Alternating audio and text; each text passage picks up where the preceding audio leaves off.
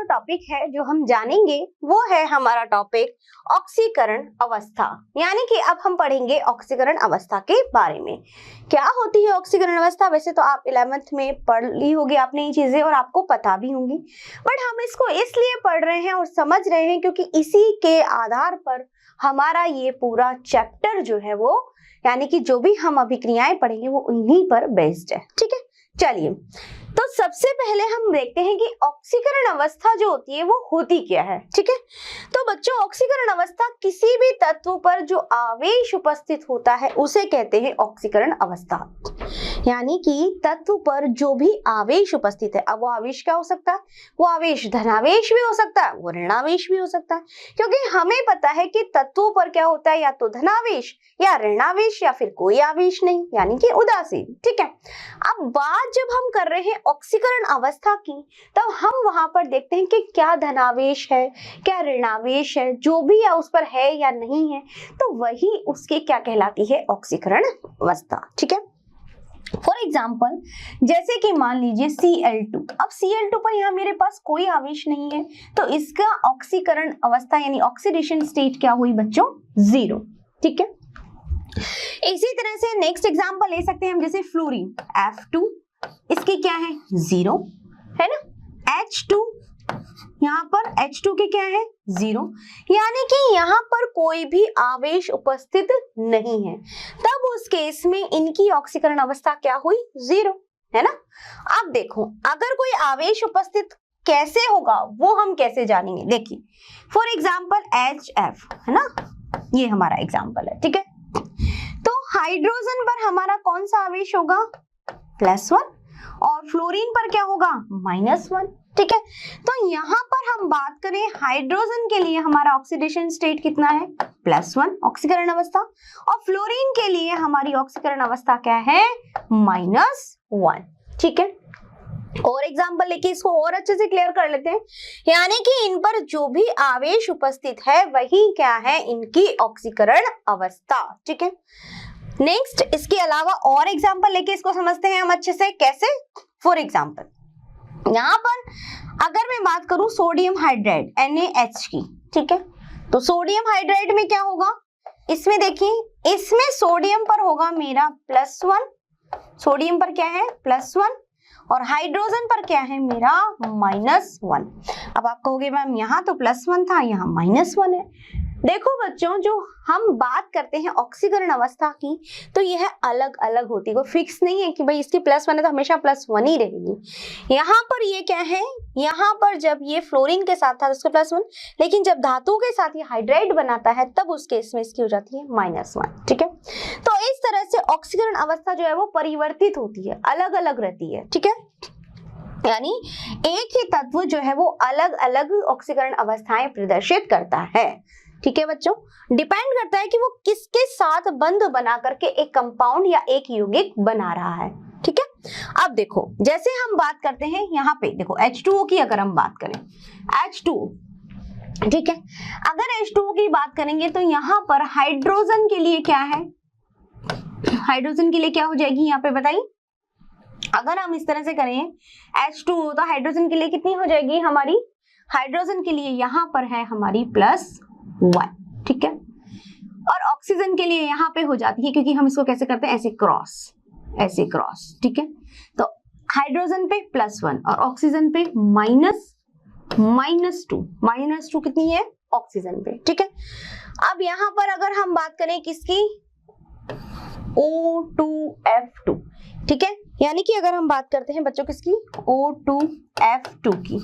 ठीक है, तो यहाँ पर अब मुझे नहीं पता है कि ऑक्सीजन के पास मेरी ऑक्सीकरण अवस्था क्या होगी, तो इसको कैसे कैलकुलेट करेंगे? मान लीजिए मुझे पता नहीं है, हम ये कह रहे हैं कि मुझे तो पता ही नहीं है ना ऑक्सीकरण, तो मैंने इसे x मान लिया। क्या मान लिया? x। ठीक है, प्लस ऑक्सीजन को ऑक्सीडेशन स्टेट यानी ऑक्सीकरण अवस्था मुझे पता नहीं है, तो मैंने यहाँ क्या रख दिया? x। कितने मॉलिक्यूल हैं मेरे पास ऑक्सीजन के? 2, तो 2 अणु। ठीक है, प्लस फ्लोरीन मेरे पास कितना है? 2, और एक फ्लोरीन पर कितना होता है? -1। अब पूरे कंपाउंड, पूरे यौगिक के लिए हम ऑक्सीकरण अवस्था क्या मानते हैं? 0। ठीक है, अब देखो इसको अगर मैं सॉल्व करूंगी तो मेरे पास क्या हो जाएगा 2x minus 2 is equal to 0। तो x बराबर क्या हो गया मेरा यहाँ पर, x यहाँ पर मेरा हो गया है दैट इज 1 प्लस में 1, इधर जाएगा 2, 2 by 2 दैट इज 1। तो x के लिए यानी कि ऑक्सीजन के लिए मेरे पास यहाँ पर कितना आया है, ऑक्सीजन के लिए मेरे यहाँ पास आया है +1। तो इस तरह से एक ही जो यौगिक है यानी सॉरी एक ही जो तत्व है वो अलग अलग तरह की ऑक्सीकरण अवस्थाएं प्रदर्शित करता है। ठीक है, जैसे कि ऑक्सीजन की बात करें तो ऑक्सीजन क्या कर रहा है, ऑक्सीजन की अगर हम बात करते हैं तो ऑक्सीजन जो है वो हमारा अलग अलग तरह से प्रदर्शित कर रहा है ना। कैसे, देखो ऑक्सीजन की -2 भी है, ऑक्सीजन की -1 भी है, हमने देखी ऑक्सीजन की -1, ऑक्सीजन की -2 और ऑक्सीजन के साथ में इधर +1 भी देखी। तो इस तरह से जो है वो अलग अलग तरह की ऑक्सीकरण अवस्थाएं एक ही तत्व जो है प्रदर्शित करता है। डिपेंड करता है कि ये अपना किसके साथ में बंध बना के कंपाउंड या यौगिक बना रहा है। ठीक है, तो ये बात हुई हमारी ऑक्सीकरण अवस्था की। अब इसको जानना और समझना क्यों जरूरी था, क्यों हमने इसको पढ़ा, उसका कारण ये था बच्चों कि हम जो अभिक्रियाएं पढ़ेंगे, जो मैंने अभी आपको पहले समझाया, क्या ऑक्सीकरण और अपचयन। ठीक है, ऑक्सीकरण में क्या है, इलेक्ट्रॉन देगा तो उस पर क्या आ जाएगा, धनावेश, तो वही तो उसकी क्या है, ऑक्सीकरण अवस्था है ना। इस तरह से हमने देखा कि जब ऑक्सीकरण और अपचयन होता है तो एक जो है वो इलेक्ट्रॉन देगा तो दूसरा इलेक्ट्रॉन लेगा, है ना। तो जो इलेक्ट्रॉन ग्रहण करते हैं यानी जहां इलेक्ट्रॉन जुड़ेगा वहां क्या होगा, हमारा अपचयन। और जब ये दोनों ही अभिक्रियाएं एक साथ होगी तो उसे कहा जाता है उपोपचयन अभिक्रियाएं। ठीक है, तो यहाँ पर ये बात थी हमारी ऑक्सीकरण अवस्था का। ऑक्सीकरण अवस्था हमने क्यों पढ़ी, क्यों जानी, इसका कारण मैंने आपको बताया कि जब हम आगे इस चैप्टर में और सारी चीजें क्लियर करेंगे और समझेंगे तो वहां पर ये चीजें हमारे माइंड में पहले ही क्लियर हो जानी चाहिए। यानी हमें पहले ही पता होना चाहिए भैया ऑक्सीडेशन स्टेट, ऑक्सीकरण अवस्था किसे कहते हैं, यानी कि हम इसको कैसे कैलकुलेट करते हैं ये भी हमें पता होना चाहिए। और इसके एक एग्जांपल और दे देती हूँ आपको, जैसे कि और अच्छे से क्लियर हो जाएगा। KMnO4 है ना, KMnO4 में मान लीजिए मुझे Mn की निकालनी है, किसकी निकालनी है, Mn की मुझे ऑक्सीडेशन स्टेट निकालनी है। ठीक है, तो K का कितना होता है +1, Mn की निकालनी है, इसको x मान लिया, प्लस ऑक्सीजन कितना होता है -2। वैसे मानी जाती है ऑक्सीजन की कितनी मानी जाती है, हम -2 मानते हैं कि कितनी है, -2 होती है। ठीक है, और पूरे यौगिक की हमारी क्या हो गई 0। ठीक है, क्या हो जाएगा 1 + x -8 is equal to 0 and x बराबर क्या हो जाएगा, इधर जाएंगे 8 - 1 यानी x इज इक्वल टू कितना हो गया 7। ठीक है, क्लियर 4 × 2 = 8, KMnO4 पोटेशियम की +1, Mn की हमें कैलकुलेट करनी है। ठीक है, ऑक्सीजन कितना है 4, इस पे कितना है -2 चार्ज इज इक्वल टू पूरे यौगिक का कितना है 0। 1 + x -4 × 2 = 8 इज इक्वल टू 0। ठीक है, x इज इक्वल टू ये 1 इधर चला गया तो 8 में से 1 गया तो कितना हुआ 7, यानी Mn की हमारी ऑक्सीडेशन स्टेट कितनी आती है 7, 7b + 5 + 6। तो इस तरह से एक ही तत्व जो है वो अलग अलग ऑक्सीकरण अवस्थाएं प्रदर्शित करता है। डिपेंड करता है कि ये किसके साथ में बंध बना के यौगिक बना रहा है। जहां हमें कंफ्यूजन है, हमें नहीं पता तो हम उसे कैलकुलेट कर सकते हैं। ठीक है बच्चों, तो इस तरह से जो भी हमारे तत्व हैं जिन पर अलग अलग तरह के आवेश, धनावेश, ऋणावेश आते हैं या जो भी उन पर आवेश उपस्थित होता है वही उसकी ऑक्सीकरण अवस्था कहलाती है। ठीक है, अब आवेश का उपस्थित होना, तो अब हमें पता है कि ऑक्सीकरण होगा या अपचयन होगा। ऑक्सीकरण होगा तो इलेक्ट्रॉन क्या करेगा, लेगा या देगा, इलेक्ट्रॉन देगा, रिलीज करेगा, है ना। इलेक्ट्रॉन का निकलना ही क्या है ऑक्सीकरण, तो क्या आ जाएगा उसमें धनावेश, धनावेश में वृद्धि हो जाएगी। ठीक है, और अपचयन मतलब क्या हुआ, ऑक्सीजन तो उसमें निकलेगी। देखो ऑक्सीकरण में ऑक्सीजन जुड़ती है और अपचयन में ऑक्सीजन हटती है। ठीक है, और वहां पर इलेक्ट्रॉन जो होते हैं वो क्या करेंगे, जुड़ेंगे या निकलेंगे, इलेक्ट्रॉन जुड़ेंगे। ठीक है, तो इलेक्ट्रॉन जुड़ेंगे तो क्या होगा, धनावेश में कमी आएगी, वो क्या है अपचयन। और दोनों अभिक्रियाएं जब साथ में होती हैं दैट इज उपोपचयन अभिक्रिया। ठीक है, तो ये बात थी हमारी पूरी की पूरी ऑक्सीकरण अवस्था, अपचयन और ऑक्सीकरण की। तो मुझे लगता है यहाँ तक आपको बहुत अच्छे से समझ में आ गया होगा कि क्या मीनिंग है ऑक्सीकरण का, अपचयन का, ऑक्सीकरण अवस्था का। ठीक है, अब हमें क्या होगा, आगे का चैप्टर समझने में बिल्कुल बिल्कुल भी प्रॉब्लम नहीं आएगी। ठीक है, चलिए बच्चों, अब हम क्या देखेंगे, अब हम आते हैं हमारे मेन टॉपिक पर।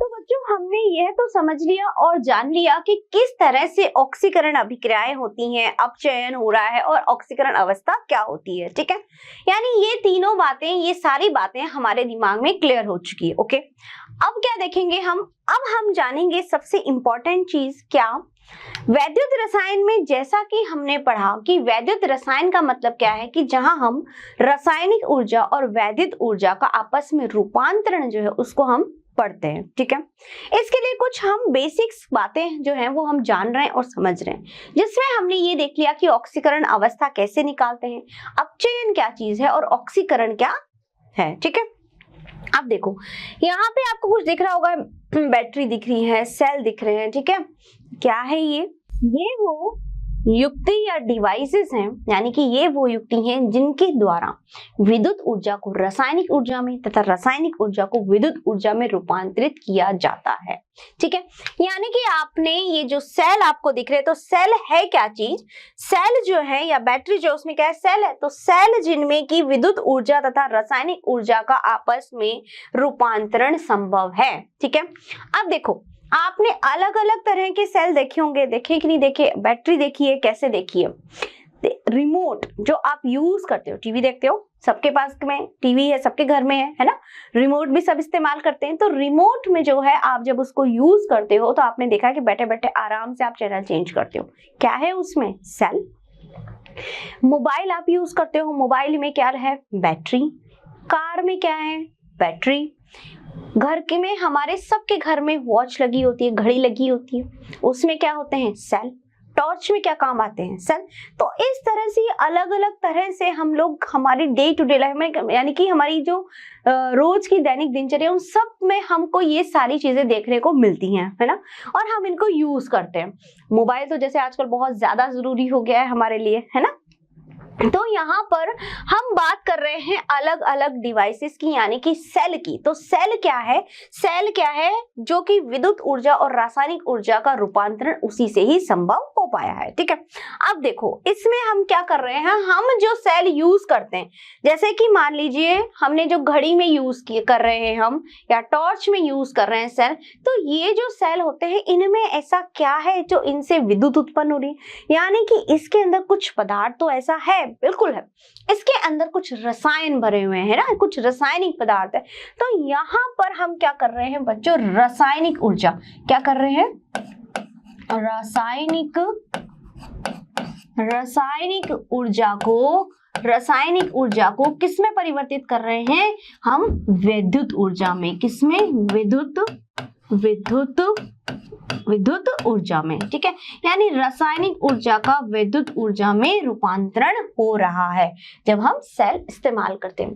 दूसरी, आपने क्या किया, जैसे कि मोबाइल जो है वो आपका जो है स्विच ऑफ हो गया, यानी कि अब मोबाइल जो है आपको उसको वापस ऑन करना है, तो क्या करोगे, उसकी बैटरी को आप रिचार्ज करोगे, है ना, यानी कि आप उसमें चार्जर लगाओगे। तो आपने क्या किया, आपने उस पे क्या अप्लाई करा, आपने उसको अलग से करंट दिया, यानी कि वहां विद्युत ऊर्जा को, रसायन था उसमें, उसको आपने परिवर्तित उसमें कर दिया। यानी कि इस तरह से रासायनिक ऊर्जा का विद्युत ऊर्जा में, विद्युत ऊर्जा का रासायनिक ऊर्जा में जो रूपांतरण संभव हो पाया है, वो संभव हो पाया इन युक्तियों की वजह से। यानी कि ये जो डिवाइस, ये युक्तियां काम में लेते हैं, क्या ले रहे हैं, सेल काम में ले रहे हैं। ठीक है, अब यहाँ पर ऐसा हो क्या रहा है बच्चों, यहाँ पर हो रही हैं अभिक्रियाएं। क्या हो रही हैं, अभिक्रियाएं।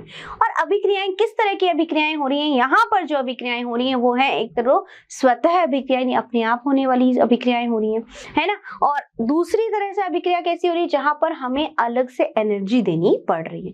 तो दो तरह की अभिक्रियाएं होती है, स्वतः अभिक्रिया, जैसे कि किसी तरह की कोई एनर्जी अप्लाई नहीं कर रहे, हमारे पास सेल है, उसमें रासायनिक पदार्थ है और वहां से क्या बन रहा है, वो रासायनिक ऊर्जा विद्युत ऊर्जा में परिवर्तित हो रही है। ठीक है, जैसे कि दूसरी बात हमने क्या करी, जैसे मोबाइल जो हमने उसको चार्ज पे लगाया, तो हम उसको अलग से एनर्जी दे रहे हैं, तो एक स्वतः प्रक्रम नहीं है, हमने उसको अप्लाई करी है वहां एनर्जी, यानी चार्ज हमने विद्युत ऊर्जा को, वहां रसायन उसमें उसको हमने जो है वो क्या किया, चार्ज किया, तो वो विद्युत ऊर्जा से रासायनिक ऊर्जा में परिवर्तित हुआ। तो यहाँ पर जो होने वाली अभिक्रिया कुछ स्वतः अभिक्रिया है, कुछ हम करवा रहे हैं, है ना, स्वतः नहीं, यानी हमें एनर्जी देनी पड़ रही है। तो इस तरह से रासायनिक ऊर्जा और वैद्युत ऊर्जा का एक दूसरे में रूपांतरण होता है। तो ये किसके द्वारा हो पा रहा है, यह इस सेल और बैटरी के द्वारा हो पा रहा है।